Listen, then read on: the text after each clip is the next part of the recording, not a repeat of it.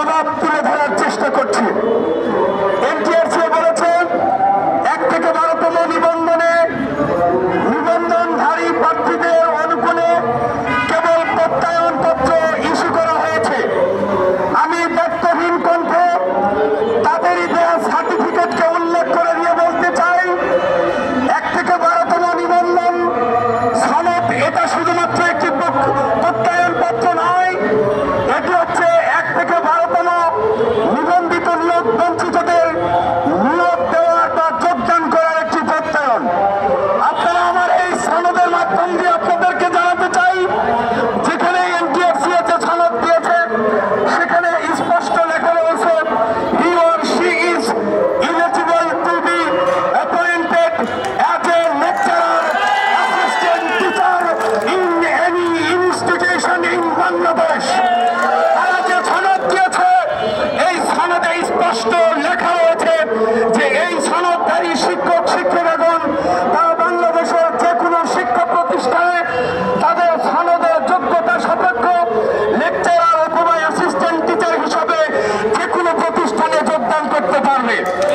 এই জন্য আমি দায়িত্বহীন কণ্ঠে আপনাদেরকে বলতে চাই, তারা যে কথাটি বলেছে এটা শুধুমাত্র একটি প্রত্যয়ন পত্র ইস্যু করেছে, এটা সম্পূর্ণরূপে মিথ্যা ভুল তথ্য তারা সংযোজন করেছে। আমি তাদেরকে বলতে চাই, আরো তারা যে কথাটি উল্লেখ করেছে যে 1 থেকে 12তম নিবন্ধিত নিয়োগ বঞ্চিতদের সনদের মেয়াদ এবং বয়স না থাকার কারণে তাদেরকে নিয়োগ দেওয়া সম্ভব হয়নি।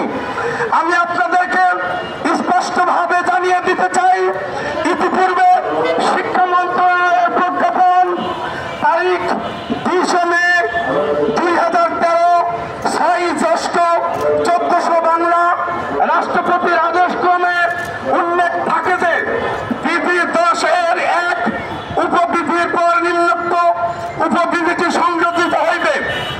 উপবিধি 1-এ এনটিআরসি এর প্রত্যয়ন পত্র প্রদান বিষয়ে 4র্থ তফসিলে বর্ণিত ফর্ম 4 এর নিচে উল্লেখিত note the certificate will remain valid for 5 years following the application date of result শীর্ষক বাক্যটি সম্পূর্ণরূপে বিলুপ্ত হইবে এবং এই অধ্যাদেশ বলে রাষ্ট্রপতির আদেশ ক্রমে 1 থেকে 12তম সকলেই তাদের সার্টিফিকেট এবং বয়সের মেয়াদ আজীবন বলে গণ্য করা হয়েছে।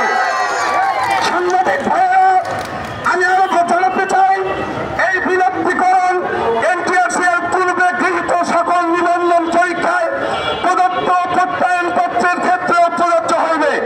রাষ্ট্রপতির আদেশ ক্রমে ডক্টর কামাল আব্দুল নাসের চৌধুরী সচিব সাহেব এই থেকে যে প্রজ্ঞাপনটি তিনি জারি করেন।